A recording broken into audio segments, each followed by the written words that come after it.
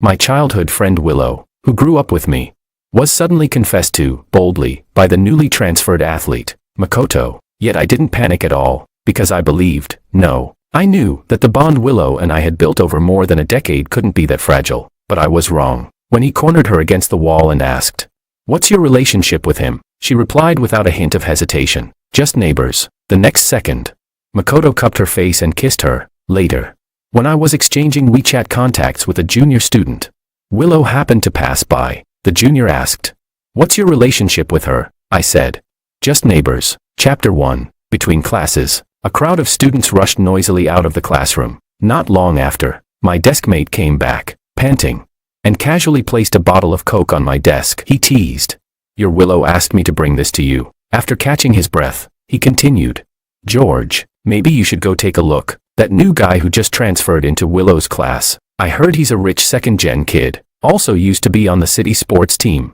Came here specifically to catch up on academics." I took a sip of the drink and said lazily, "No time. I haven't finished my exercises yet." My deskmate laughed and teased, "The one closest gets the prize first. Aren't you afraid Willow might fall for someone else?" Then he waved it off himself. Then again, knowing Campus Belle Lou, the cold beauty, I doubt she'd ever fall for someone else so easily. I just smiled indifferently. Everyone knew Willow and I had been childhood friends. Our families were close, so close that we were basically tied together even before we were born. Growing up, we were the picture-perfect pair. Everyone said so. She never denied it, and I never explained. Willow had always been cool and distant, especially toward guys, except me. She had turned down countless admirers, the top students, the rich heirs, the handsome ones, you name it. So I had no fear that some new rich jock would catch her eye. That evening after school, I finally saw him. I was slinging my backpack on and about to leave with Willow, who was waiting for me at the school gate, when a gust of wind blew past. A tall, lanky boy stepped in front of her. With a cocky grin, he drawled, "Willow, some of the guys are throwing me a welcome party tonight. Come with me."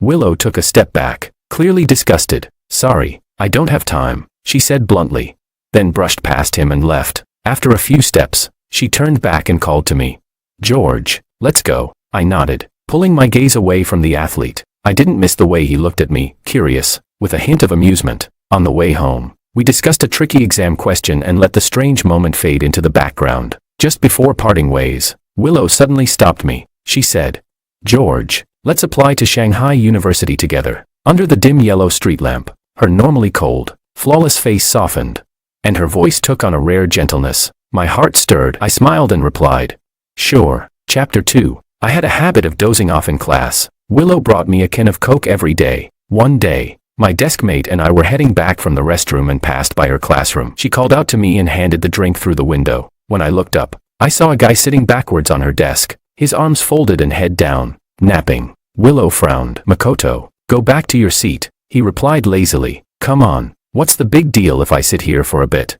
He turned his face and locked eyes with me. The moment he saw me, his smirk deepened, but he looked away just as quickly, like I wasn't even worth noticing, then turned back to stare at Willow. He raised his eyebrows and said with a cheeky grin, "You always bring this stuff with you. Is it even good? Bring me one too tomorrow." "Yeah."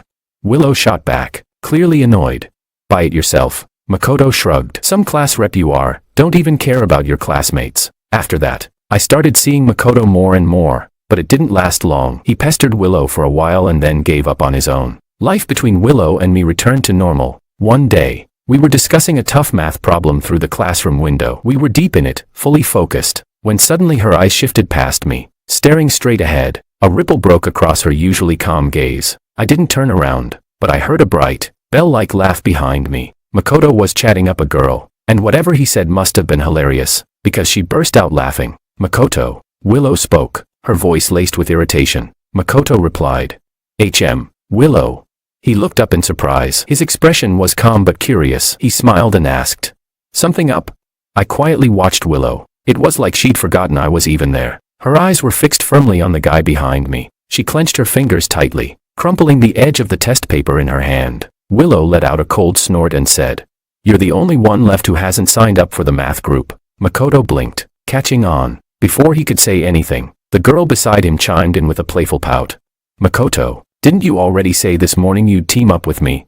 Why didn't you tell Willow? I thought you had." Makoto laughed. "Oops, forgot, my bad." They left, still joking and smiling. Willow stayed where she was, unmoving. A faint trace of disappointment appeared in her dark eyes. In that moment, it felt like something precious was slipping right through my fingers. Another day, I returned from PE class drenched in sweat.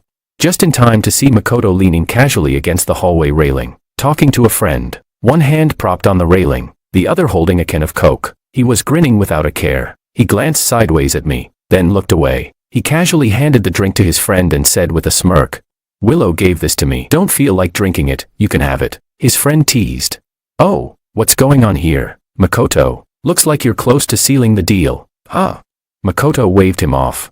"Cut it out. She's a pain in the ass." I didn't stop walking. Expressionless, I went back to the classroom. On my desk sat the Coke Willow had tried to give me earlier. She was late that morning. I popped it open, took a sip, then frowned and tossed it in the trash. My deskmate looked puzzled. "You didn't even finish it. Why'd you throw it out?"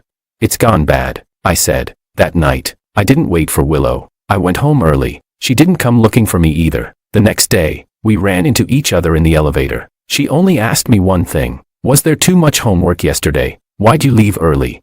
I stared at the descending floor numbers and replied, "Yeah." A few seconds passed in silence. Then I added, "I've been having trouble sleeping lately. Don't bring me drinks anymore." Willow didn't say a word, but I could feel her eyes on me the whole time. The elevator doors opened. Just before she stepped out, she finally said, voice cold and flat, "Fine." Chapter 3. Willow and I were in a cold war. Even my deskmate noticed something was off. He asked, "No way, George. Don't tell me that Willow's ship I've been rooting for is about to end in a bad breakup." "No. I've literally been betting my lunch money on you two making it to graduation." I was speechless. I said, "Focus on your studies. Midterms are coming." He sighed. "George, I heard that at the New Year's Eve performance in a few days, Willow and Makoto are doing a duet. Doesn't that piss you off?" Piss me off? Of course it did, but deep down, I still believed that our bond couldn't be broken so easily. Just a few more days, I told myself. The school was buzzing with excitement on the day of the New Year's show, right before Willow and Makoto's performance. The dark auditorium suddenly erupted in cheers and whistles. "Willow. Makoto. Willow. Makoto."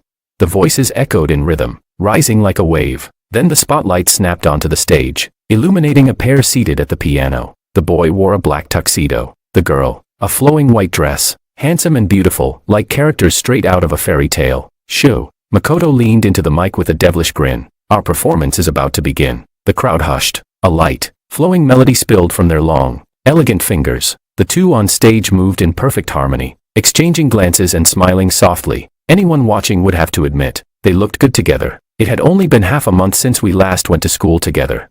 And already I felt like I barely recognized the Willow on stage. The way she looked at him.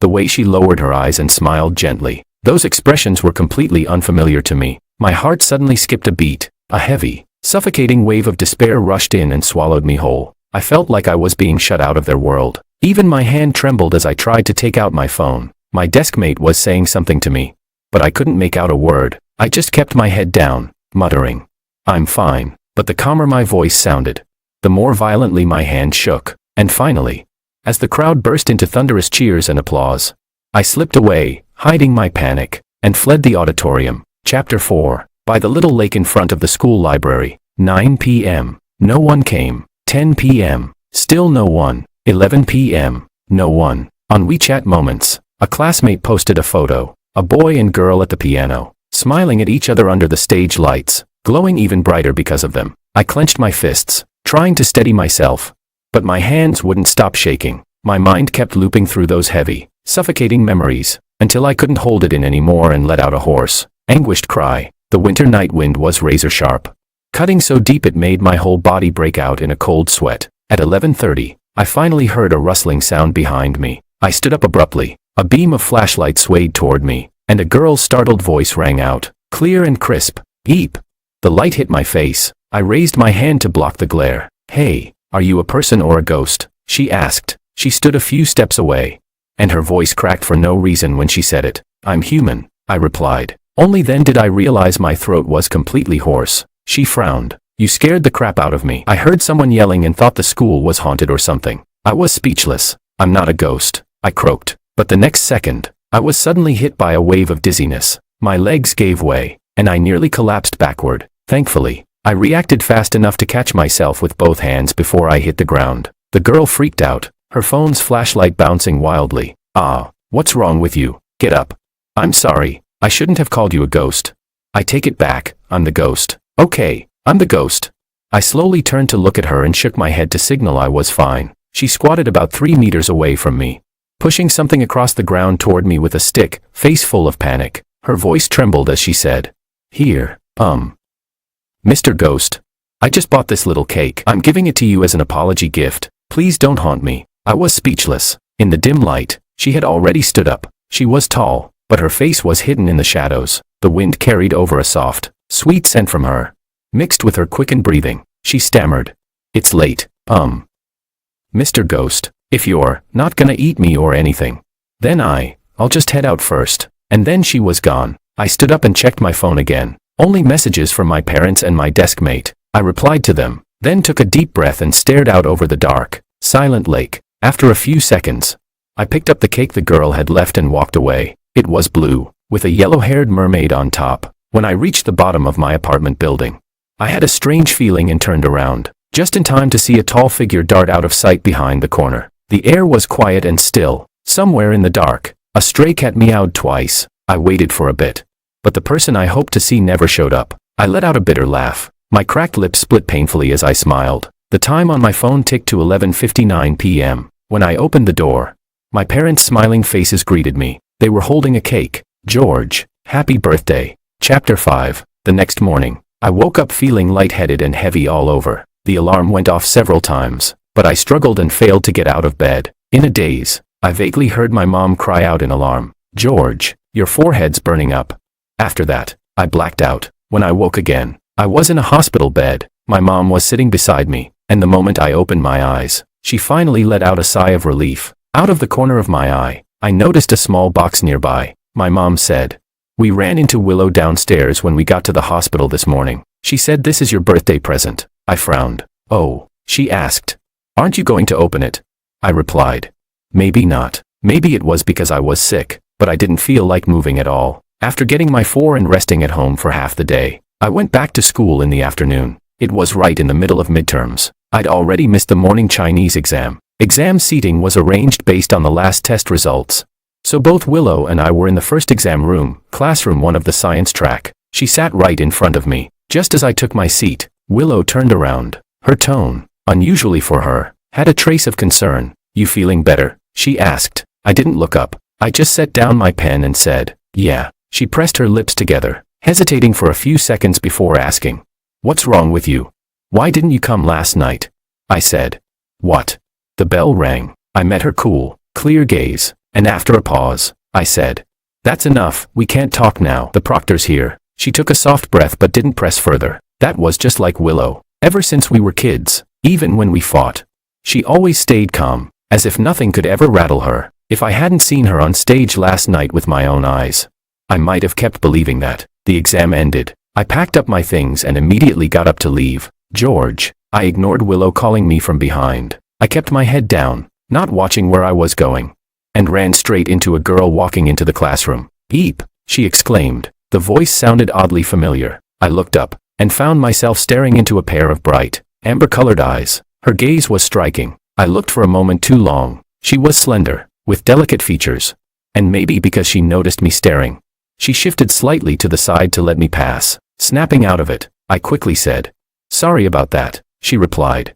"It's okay." Her voice had that soft, airy quality only teenage girls seem to have. Light, playful, and cheerful. "Anna, you just ran off. What's the rush? Reincarnating or something?" Another girl ran up and poked her in the arm in mock annoyance. Anna, the girl who was notoriously bad at Chinese. She did decently in all her other subjects, but when it came to Chinese, she completely flopped. Every time the teacher mentioned her, it was with this look of deep disappointment. Thinking about that, I glanced at her again. Anna and her friend were bantering as they walked into the classroom. Dimples flickered faintly at the corners of her smile. The setting sun cast its glow on her figure, dyeing the tips of her ears a soft red. Maybe she felt my gaze, because Anna suddenly turned her head slightly, and our eyes met. Those beautiful eyes blinked in a fluster, then quickly turned away again. Chapter 6. When I returned to the classroom, there was an apple left on my desk. It must have been left behind by the student who had taken their exam at my seat. I stuffed the apple back into the desk compartment, planning to leave it there for the person to retrieve after their evening exam, worried they might forget again. I wrote a sticky note and stuck it on the apple. I wrote, "Hey classmate, don't forget your apple." After the exam that evening, Willow stood up before me. She said, "George, can we talk?" Neither of us was an idiot. Of course she'd noticed something strange between us. I nodded and said, "Sure." Just as we stepped out of Class 1's door, we ran into the same girl from earlier, Anna. She had the apple in hand and was chatting and laughing with a few other girls. A classmate nudged her arm and said teasingly, "I saw a note stuck on that apple. Come on, fess up, who gave it to you?" Anna let out a disinterested hum, but her eyes glimmered with smug pride, like a girl failing to hide her glee. She said, "I bought it myself." "Okay, do I look like someone who just accepts stuff from others?"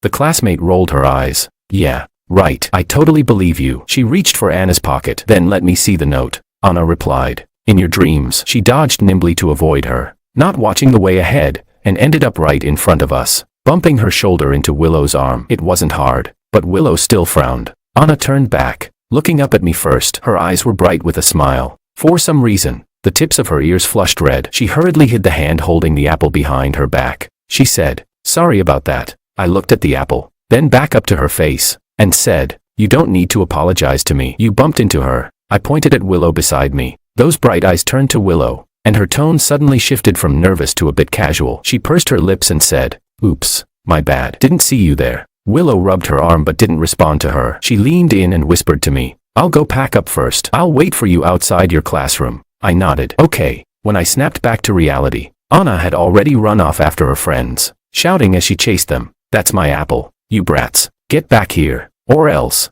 Out of nowhere, I let out a laugh. Chapter 7. Sure enough, the apple was gone from my desk. All that remained was a piece of scrap paper with just one word on it, "Thanks." The handwriting was graceful and flowing, like a butterfly dancing across the paper, just like the person herself. After packing up my bag, I waited a while but didn't see Willow come. So I went to her classroom, but the lights were already off, and the door was locked. I stood at the dark entrance of Class 2 and called her number. A phone lit up in a desk by the window. I hung up, and the light disappeared. Willow had stood me up. An empty feeling settled in my chest, as if something had been carved out. Just moments ago, I'd naively thought we should sit down and have a proper talk. The next day during the morning exercise break, as a hall monitor, I went to inspect Class 2. I walked straight past Willow without even a glance. She suddenly called out, "About yesterday." Before she could finish, a boy in the line, Makoto, switched places with someone. Completely ignoring me, he forcefully grabbed Willow's hand and shoved 2 candies into her palm.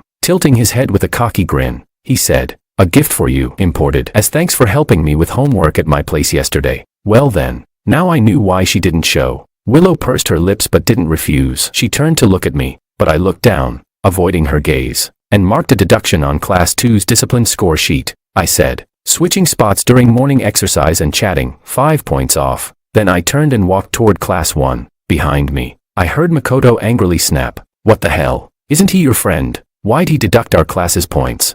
At the end of Class 1's line, when the girls saw me approach, one who'd been chatting instantly stood up straight and started doing the routine perfectly. She even clamped her hand over the mouth of the girl still talking to her and hissed, "Stop talking, be serious." The other girl was speechless. Her expression shifted from annoyed to looking at her like she was crazy. Then she saw me, and her face changed again, this time to something more teasing. With a fake sweet voice, she joked, "Anna, you're doing the morning exercises so seriously today." Anna's face turned crimson. She bit her lip and muttered, "Keep talking and he'll deduct your points." I chuckled softly. As we brushed shoulders at the end of the routine, I dropped a line behind me, "Relax, no points deducted." Chapter 8. The results of the monthly exam came out quickly, taken just yesterday, released today. The homeroom teacher asked me to go pick up the Chinese test papers. Before I even entered the office, I heard a teacher scolding angrily, "Anna, what was your essay even about? I used GPS and still couldn't find your thesis. What's the point of doing well in other subjects if Chinese drags you down? What are you gonna do when it's time for the college entrance exam? Don't let your eyes split off. I'm talking to you." I knocked and said, "Excuse me, teacher. I'm here to pick up the papers." The teacher responded, "Oh, come in." I walked straight past Anna to the homeroom teacher's desk at the back. The Chinese teacher from Class 1 toned down her voice and said, "Look at that. George didn't even take the Chinese exam this time because he was sick. Otherwise, I'd definitely show you what a real essay looks like." Hearing her mention me, I gave a small polite smile. Then I turned my head and met Anna's eyes. She looked dazed for a moment, then quickly looked away and muttered stubbornly, "Well, next time then, next time. Let me see how awesome his essay really is." The teacher frowned and said, "Get your act together, will you? Seriously, take your paper and go study more essay examples." Anna trailed behind me on our way back to class. Our shadows, one long, one short, overlapped, then separated again. At the classroom door, unexpectedly, the girl behind me called out, "George." Surprised, I turned around. She was standing with the light behind her, her face hard to make out. Anna stretched out a hand from behind her back and slowly opened her palm. 2 yogurt candies dropped onto the stack of test papers I was holding. She said softly, "As thanks for not deducting our points during morning exercise." I didn't refuse. I said, "All right, I'll gladly accept them." She waved and said, "Gotta go. Bye-bye." After Anna walked off, I turned and saw Willow standing behind me. Her gaze followed Anna briefly before settling on me. She said, "Sorry about last night. Let's talk after school today." Expressionless, I walked into the classroom and replied, "No need." Unless Makoto had physically restrained her last night, she could have easily borrowed his phone to explain the situation to me, but I got nothing. Only 2 possibilities. 1, she didn't want to. 2, she couldn't remember my number. Either way, it's not worth holding on to any expectations. Chapter 9. For the first time ever, Willow scored poorly in the monthly exams. She dropped to 5th in the grade. She had never fallen below 3rd place before. It didn't take long for me to find out why. Just as the bell rang after I left the campus store, I took a shortcut through the grove. Up ahead, I saw Makoto pulling Willow into a corner against the wall. He stepped closer and closer until she was pressed against it. Makoto asked, "Willow, do you like that George from class 3? Willow's face flushed red. "No." Her answer came quickly. Makoto chuckled, "But I heard people saying you too." Willow replied, "Neighbors," she said. "We're just neighbors." Makoto gave a subtle smirk, leaned in, and kissed her lightly on the lips, just a quick peck. Then he said, "Willow, I like you." Willow paused for a few seconds, then suddenly hooked her arms around his neck and stood on tiptoe to kiss him back with surprising passion. The clumsy, youthful kiss of 2 teenagers, awkward but full of thrill. I stood there watching for a moment, thought I'd feel hurt, but strangely, all I could think about was that I was going to be late for class. So I turned and walked away. Hadn't gone far when I heard footsteps behind me. I looked back. Anna was munching on bread, her cheeks puffed out like a little hamster. She jogged up toward me, her long black hair bouncing with each step. As she passed me, she reminded me helpfully, "You're late for class. Aren't you gonna run?" Her voice was muffled by the bread, cheeks round and full. As she ran up the stairs, she suddenly stopped and began to cough violently from choking. Her face turned red from coughing. She pointed at the bottle of water in my hand. I said, "I've already drunk from it." She coughed and waved it off. "It's fine." Seeing how bad her coughing was, I handed the bottle over. She finished the remaining half in one go. Then she nodded seriously and declared, "A drop of water shall be repaid with a gushing spring." Her face was still flushed from coughing. I chuckled. Much appreciated. Anna's act of gratitude came fast. That afternoon after school, we switched seats. I moved to the spot by the window. I had just sat down when, knock knock, came a tap on the window. Anna leaned on the windowsill, dimples flashing in her smile. She held up a bottle of water and a yogurt drink and said, "My lifesaver, I've come to repay your kindness." Chapter 10. It felt almost deliberate. No matter where I went, I kept running into Anna. And just like that, somehow, we started getting closer and closer. I asked her about tough math problems. She asked me how to write better essays. Our desk mate asked me, "Why are you suddenly so tight with her?" I said, "I saved her life." The look they gave me was like I'd lost my mind. No one talked about Willow and me anymore. Everyone just quietly dropped the subject. It was obvious to everyone that things between her and Makoto weren't normal. I still saw Willow almost every day, but we hadn't spoken in a long while. Ever since I threw out that bottle of drink, she'd never brought me another. Instead, Makoto strolled past our classroom every day, kicking soda cans in different flashy ways. Every time, my desk mate would fume and say, "If that show-off keeps this up, I swear I'm gonna report those 2 for dating early." Seeing me completely unbothered, they'd ask, "You're really not mad?" I replied, "Honestly, yeah." I was kinda annoyed at first, but it wasn't Makoto that pissed me off. It was Willow. But even that disappointment, some of it's on me. She and I weren't even a real couple, were we? I had no right to expect anything or point fingers. Whatever she wants to do, that's her business. I did like Willow once, but I've moved on. I'm a senior in high school. I've got endless possibilities ahead. I'm still a top student. Why should I act like my life's over because of one girl? Not to brag, but once I've finished my studies, once I've made something of myself, what kind of woman couldn't I get? my deskmate cautiously asked. So, George, how long are you planning to keep studying? I answered. Life is infinite, so is learning. Chapter 11. Soon, it was time for final exams. In the past few tests, Willow hadn't been able to catch up to me. Being top of the grade had now become my regular place. On the day the final exam results came out, I went to the homeroom teacher's office to collect my report card. I overheard the Class 2 homeroom teacher saying, Willow must have not been feeling well during these exams. Once she gets her condition sorted out, she'll reclaim first place for sure. Girls, you know, are more affected by certain physiological issues. Can't be helped. What can I say? God wasn't exactly fair to women when creating the world. This world, really, is one big man-loving world. My own homeroom teacher smiled but didn't reply. When she saw me come in, the Class 2 teacher quickly switched topics. My homeroom teacher asked what plans I had for winter break. I was going to say I had none, but then changed my mind. I said, I talked with a few classmates, planning to form a study group to focus on our weak spots. We even found a top student to help tutor us.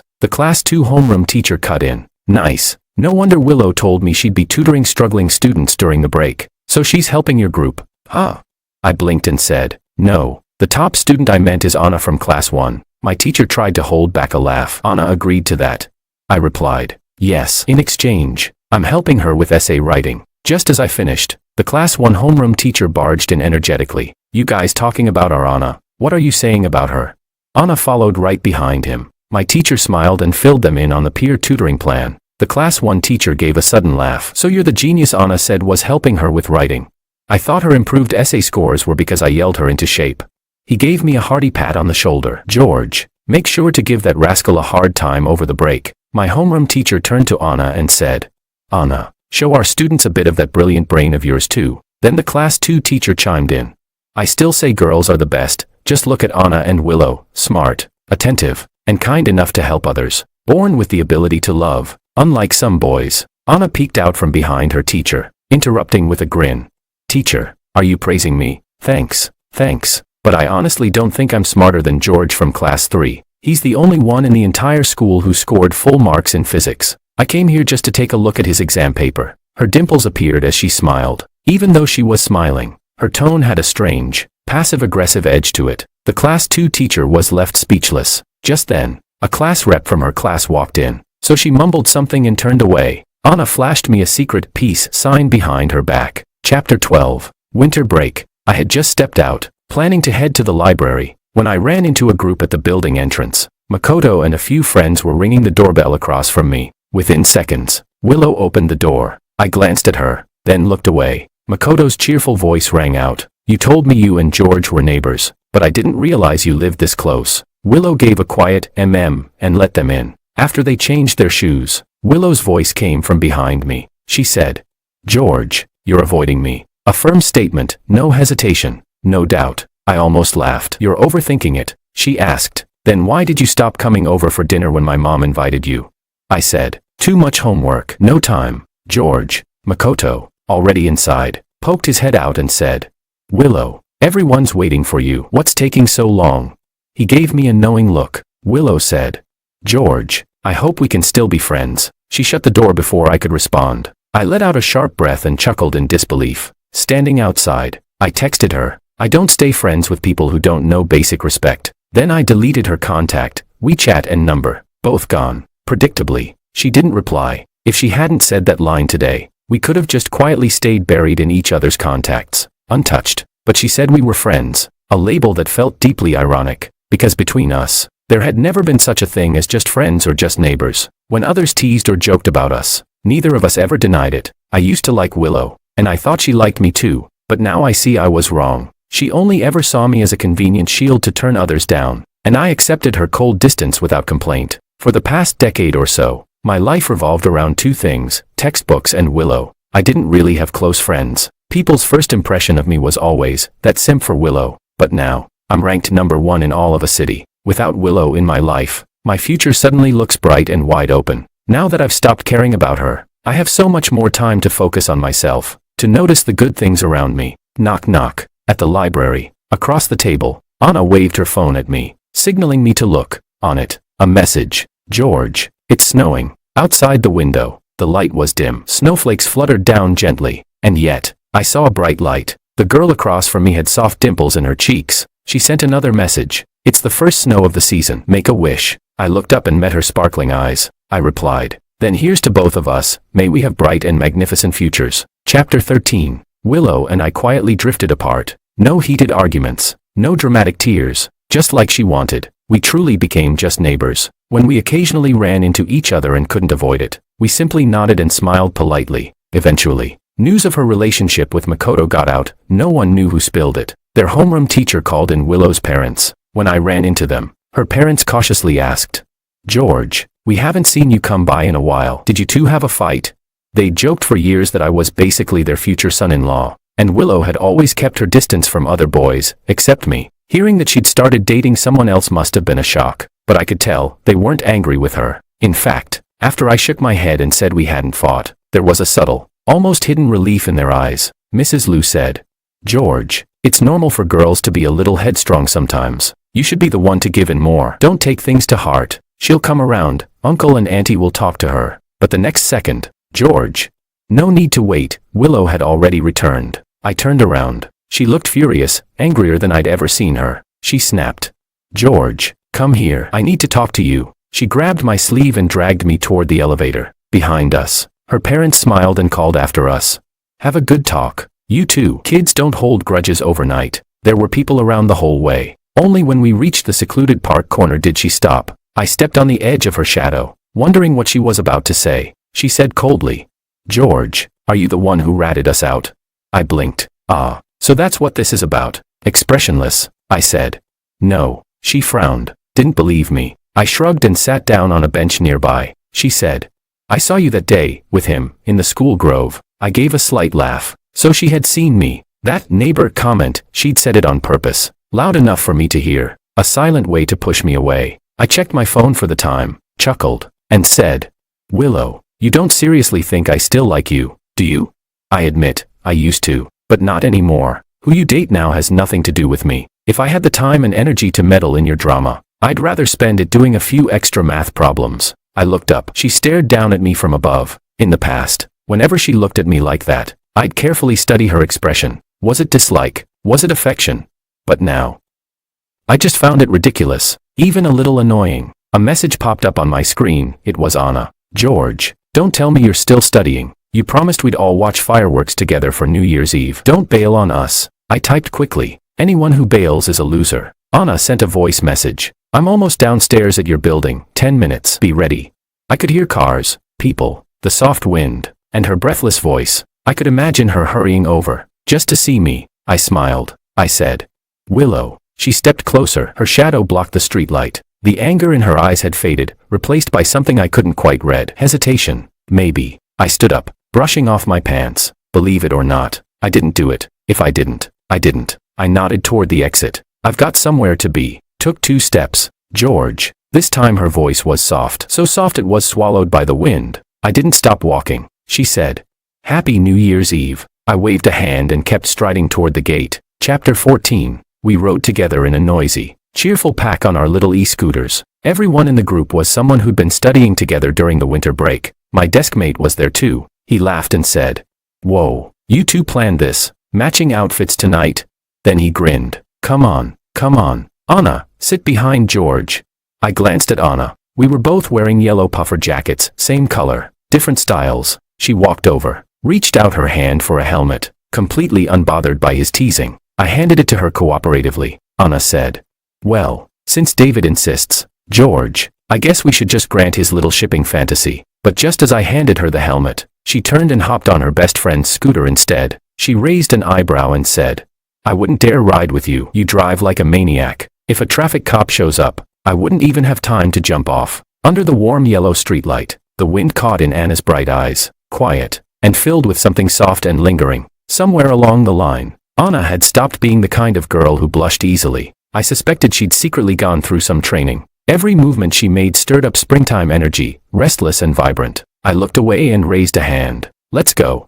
There were tons of people by the lake, all gathered to watch the fireworks. We wandered for a while before finally finding a spot that was relatively empty. Just in time, too. As we settled into place, a countdown rang out from the crowd up front. 5, 4. We all joined in, shouting together. 3, 2, 1.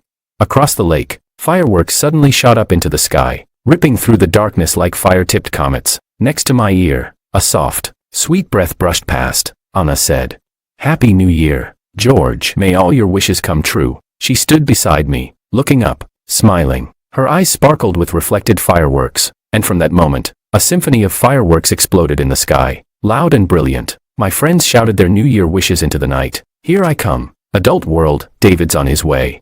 Let's crush the college entrance exam. Hope we all get into our dream schools. I shouted too. Shanghai University, wait for me. Boom, boom, boom.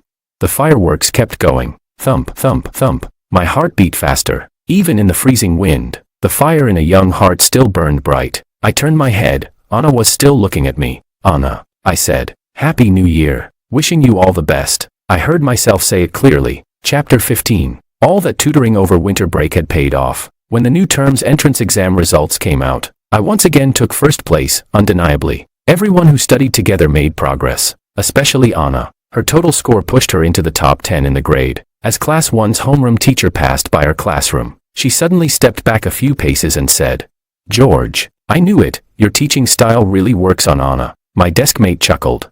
"It's not the method that works, it's the person." I was speechless. After the teacher left, my deskmate narrowed his eyes and asked, "Come on, confess, what did you two whisper to each other on New Year's Eve? Did you confess to Anna?" He mouthed the word confess silently, like it was classified intel. I replied, "Nope, you're overthinking it." He grinned. "For real?" He studied my face for signs of guilt. Maybe he didn't see any, so he gave up pushing further. I liked Anna. Anna liked me. I wasn't stupid, I could tell. I couldn't control other people's emotions.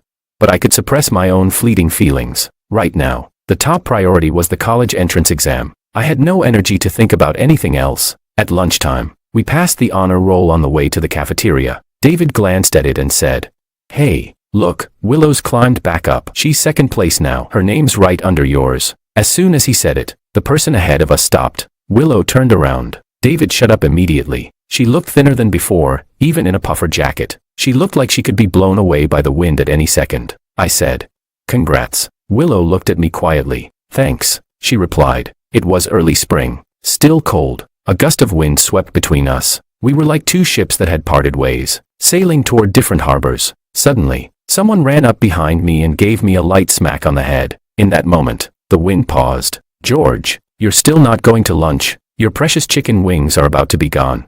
Anna ran past with a few girls, laughing as she glanced back over her shoulder, her eyes full of life. Hearing that, I quickly grabbed David and took off after them. It was only after we'd run some distance that I realized I hadn't said goodbye to Willow. I looked back quickly. Her thin figure moved through the crowd, slightly out of place, a little alone. But in the next second, Makoto ran up beside her and walked forward at her side. Chapter 16. Spring faded into summer. After months of intense, relentless exam prep, the college entrance exam finally arrived, right on schedule. It was a hot, overcast day. When the final test ended, the sky, cloudy and stifling for days, finally opened up and poured rain. Many students rushed out into the downpour, screaming, laughing, letting out 3 years of pent-up pressure in one wild release. I stood beneath the eaves, raising my hand to let the rain slide through my fingers. Someone tapped my arm and asked, "What are your plans for the summer?"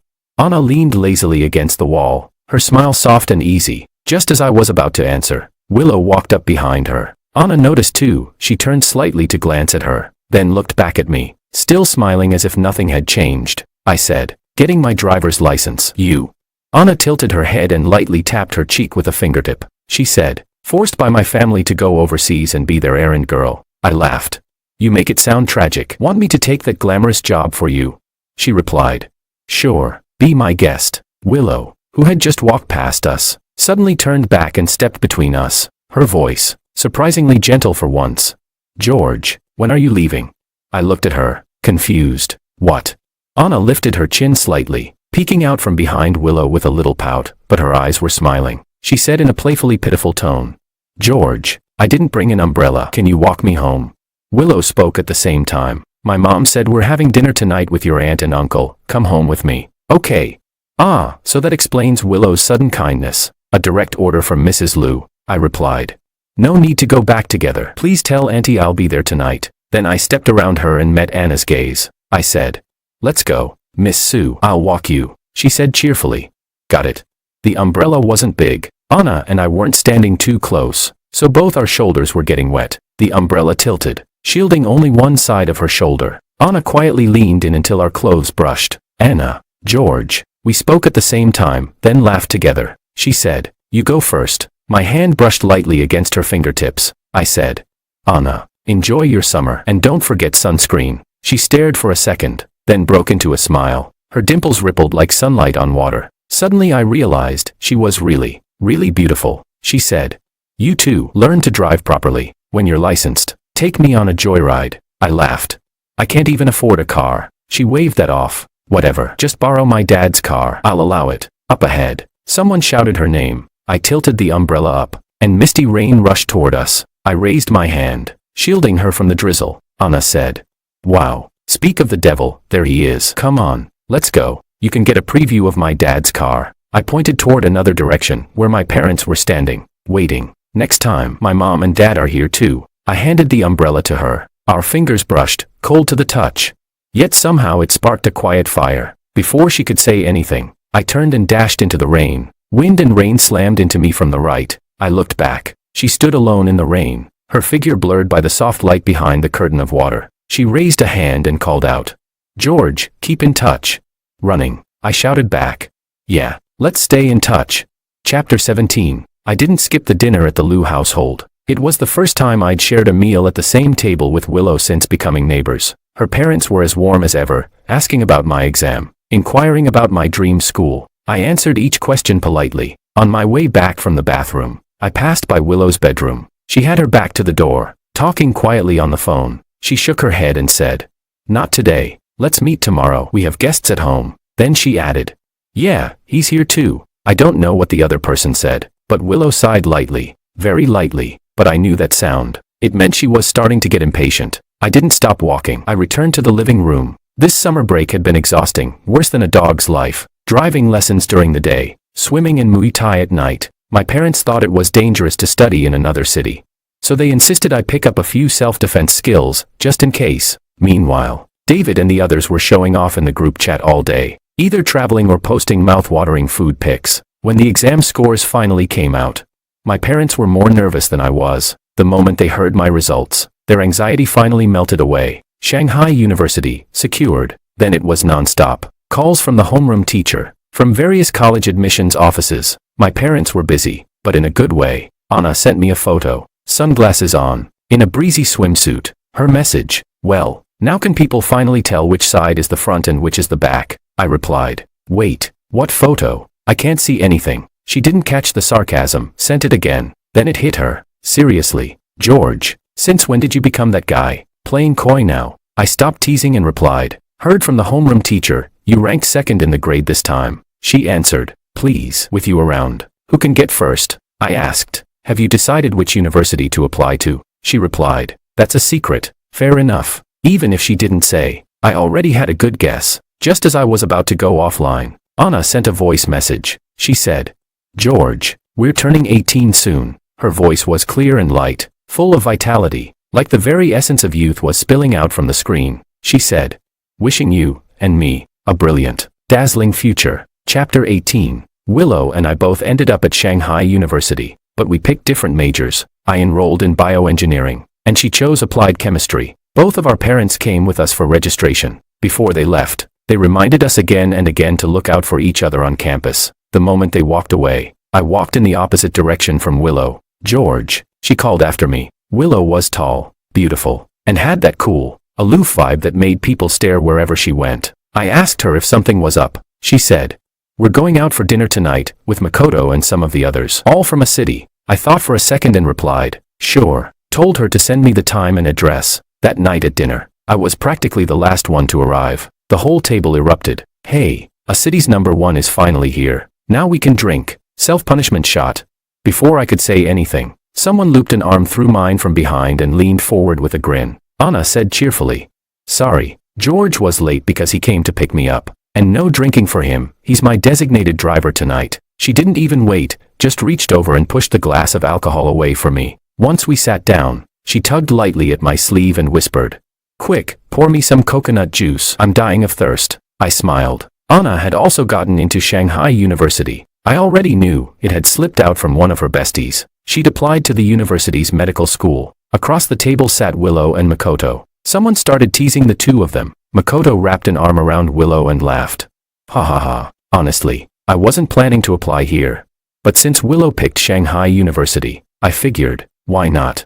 Willow didn't look at him. Her eyes stayed on me. I didn't get what that meant, so I just turned away and started chatting with classmates. A few rounds of drinks later, the mood got rowdier, and someone decided it was gossip time. Hey, Willow, I used to think you and George were a couple. You two were always glued together. Your names were even side by side on the honor roll. The room fell into sudden silence. I looked over at Anna, instinctively. She smiled gently at me and poured more juice into my glass. Makoto broke the silence first. His voice went cold. If you don't know how to talk, then shut up. The guy realized too late he'd crossed a line. He quickly apologized, downed 2 more shots, and slumped into his chair playing dead. Willow said, "Enough, Makoto. He's drunk, just spouting nonsense." That single offhand comment lit a fuse in Makoto. He slammed his chopsticks down. "This isn't about being drunk."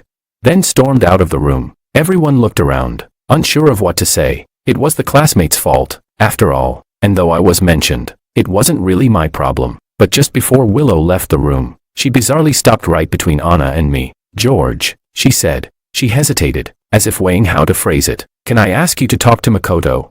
He seems to have misunderstood our relationship." That made it sound like I was the reason they fought. I let out a quiet laugh, but then, a sudden weight dropped on my shoulder. Anna had leaned her head on me, like she could barely hold it up. 1 second she was fine. The next she was a tipsy mess. She murmured, "George, my head hurts. It's so heavy, I can't lift it anymore." I stifled a laugh and coaxed. "Where does it hurt? I'll massage it for you," she said. "Here, here, and here too." She took my hand and guided it to her temples. Then she let out a few soft hums of satisfaction. Like a sleepy orange tabby cat, Willow realized we were putting on a show. She didn't say a word and walked off. Anna suddenly sat upright, back to normal, trying to act casual. She grabbed a cup and took a sip. I looked at her oddly. "Anna, that's my cup." Her face turned bright red, and she started coughing. Some of the other students tried to lighten the mood. They started teasing us again. "Knew it. You two have something going on, don't you? Come on, spill it. When did it start?" While pouring Anna a glass of water, I answered, "We're not together, not yet." Anna added, "Yep, George only has room in his heart for studying. Where would I even fit in?" She said it while avoiding my gaze. What now? Did drinking from the wrong glass make her shy all of a sudden?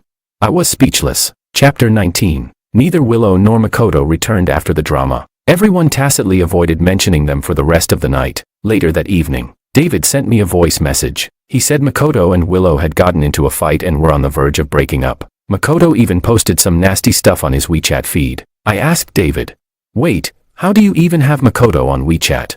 He said, "Back when Makoto first transferred to a city, he added a bunch of people. I was one of them. Military training day. The autumn sun was vicious, like summer refusing to let go. Suddenly, someone shouted from the crowd, 'Girl in class 1 fainted from heat stroke.'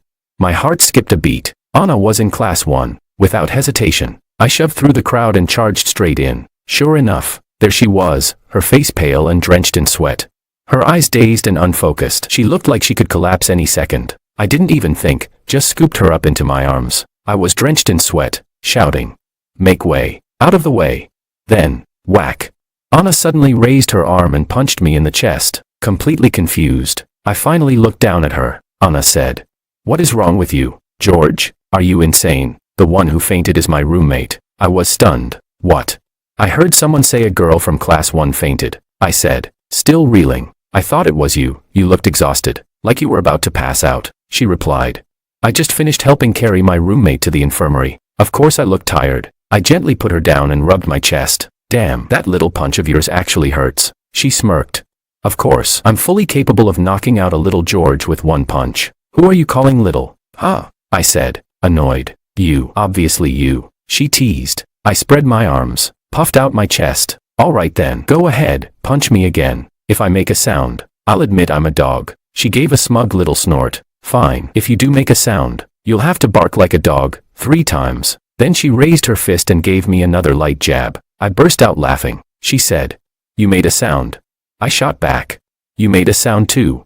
Anna rolled her eyes. completely speechless. Not far away, around the corner, a shadowy figure turned and walked away. I caught a glimpse of her profile. Just a flash, but I knew it was Willow. Chapter 20. Makoto sent me a text, the day after David told me he and Willow had made up. His message said, "Let's talk." At first, I ignored it, thought he'd sent it to the wrong person. Then he tried adding me on WeChat. His request read, "This is Makoto." Honestly, I had nothing to talk to him about. I had no interest in getting dragged back into their drama, but to avoid future nonsense, I accepted his request and replied, "I was never with Willow, and I never will be. Whatever happens between you two, leave me out of it." He was typing for a long time. In the end, he only replied with one word, "Okay, see, that's simple." 2 sentences, no need to fight, no need for theatrics. University life was good. For the first time in years, I had time for things outside of studying. I explored this unfamiliar city with my roommates, soaking up all kinds of new things.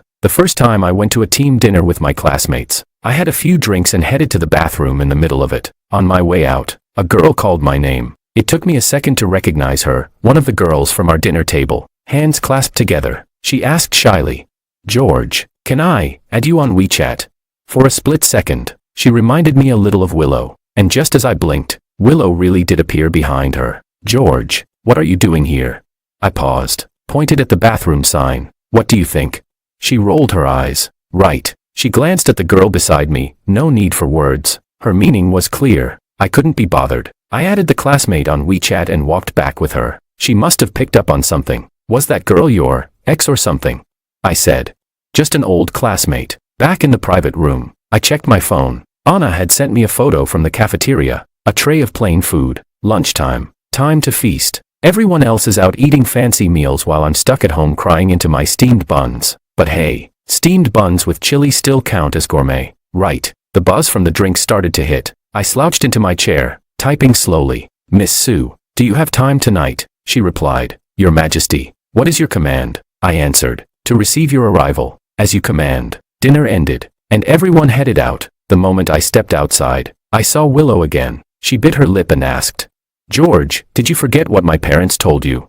The sudden question caught me off guard. I didn't respond, but she didn't let up. She grabbed my sleeve and said sharply, "You promised Uncle and Auntie you'd take care of me, and now here you are, getting all cozy with some other girl." "Cozy? With who?"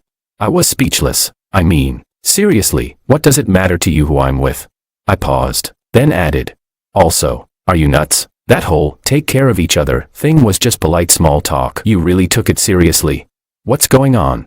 A warm hand slipped around my arm. Anna looked up at me, eyes gleaming. "Have you been waiting long?" I shook my head. Then she turned to Willow. "Oh, it's you," she said, as if recognizing a pest. "Saw you from a distance earlier." For a second I thought some crazy woman was trying to start a fight in the street. Willow's face went pale. She said nothing, but her stare dropped like a stone on Anna's hand clutching my arm. I said, "All good now. We'll be going then." As we walked away, Anna didn't bother to lower her voice. Who even was that? Seriously, the way she was glaring. Anyone passing by would have thought she caught us cheating. I replied, "Just a neighbor." She scoffed.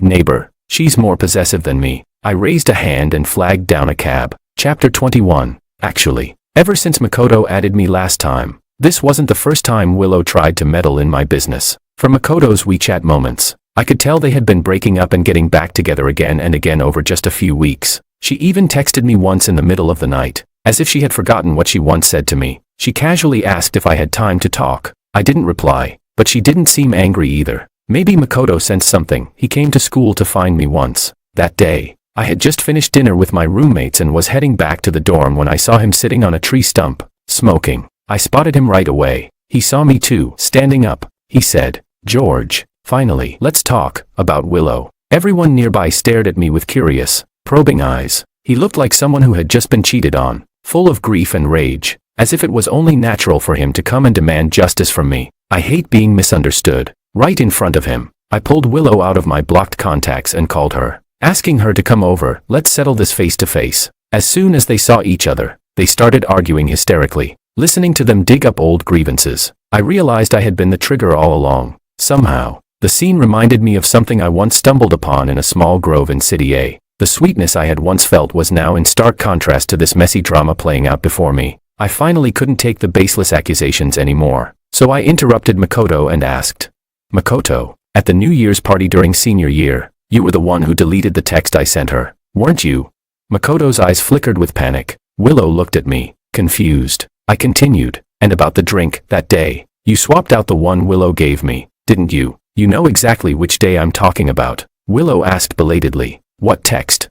Makoto tried to deny everything, but he looked pale. He pointed at me and shouted, what the hell gives you the right to accuse me? You got any proof? No, you don't. I replied.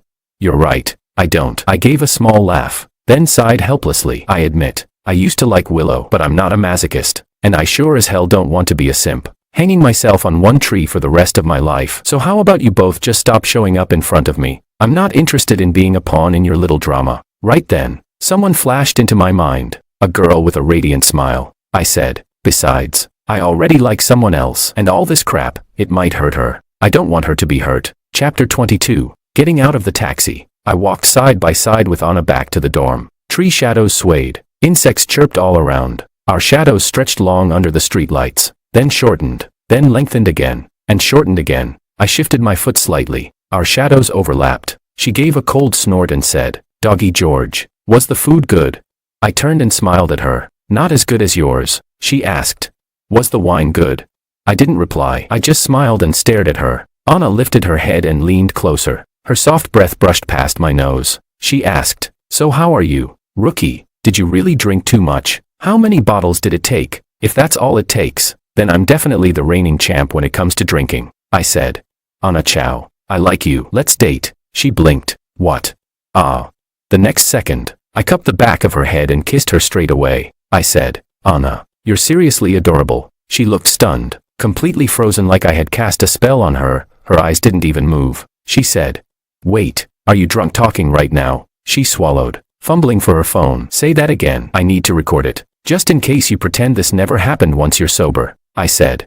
Then for the confession category, I guess I win first place. She blinked a few times, put her phone away seriously. She said, dating is a big deal. It can't be rushed like this. Go get some sleep first. If you still feel the same way when you wake up tomorrow, confess again. Got it?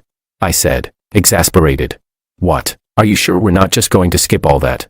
She paused for a few seconds, then replied seriously, I'm sure. Maybe it was the wine that night, or maybe it was finally tearing through the paper-thin wall between Anna and me. But I slept soundly, dreamless. When I woke up the next morning, I found out she hadn't slept all night. Just a second after I sent her a good morning message, she replied with a small essay. 2,359 words. All the excitement, the nerves, the overthinking of a sleepless night packed into one message. At the end, she wrote, you're not going to pretend nothing happened once you wake up, right? I replied. Pretend what didn't happen? Even through the screen, I could feel her flustered frustration. She replied, Something quietly melted in my heart. I wrote, Anna Chow. Today is day one of me chasing after you. Anna replied, I'm downstairs, eagerly awaiting Doggy George's honorable presence. Anna Chow side story. Chapter 1. When George said, let's date, Anna felt like she was going to lose her mind. She stared at him again and again. Her heart was pounding like it was about to explode out of her chest, but she still tried to keep it cool as she pulled out her phone. But damn, her hands were useless, shaking so hard she couldn't even find the record button. Instead, she accidentally opened their chat window. She had no idea what she said after that. Her mind was basically a fireworks show, exploding nonstop. She was in a daze, until George leaned in and kissed her. In that moment, her ears went deaf. The whole world just paused. The scent of him, tinged with alcohol, wrapped around her completely, bold, inescapable. George kissed her. He kissed her.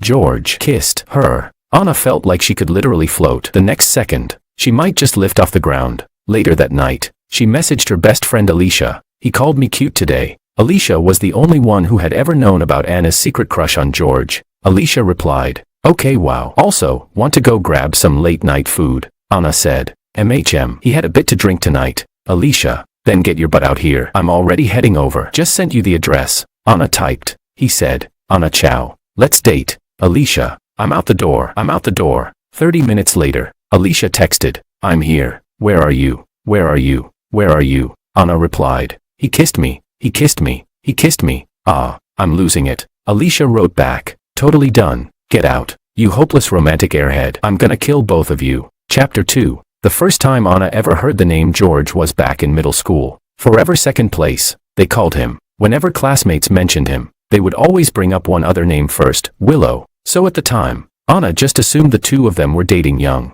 After she got into City A for high school, those two names came up again. She even joked with Alicia, "Look at them, our little power couple, taking first and second place again." Alicia shot back, "Just admit you're jealous." Anna rolled her eyes and replied, "Jealous? Please. I'd rather use that energy to eat 2 extra midnight snacks." At first, Anna had only seen George on the honor roll board, wearing the blue and white school uniform, his short hair neat and clean, his features bright and clear. Then her eyes would drift to the side, to Willow's indifferent, cold expression that looked like she was already sick of the world. Anna thought, why her?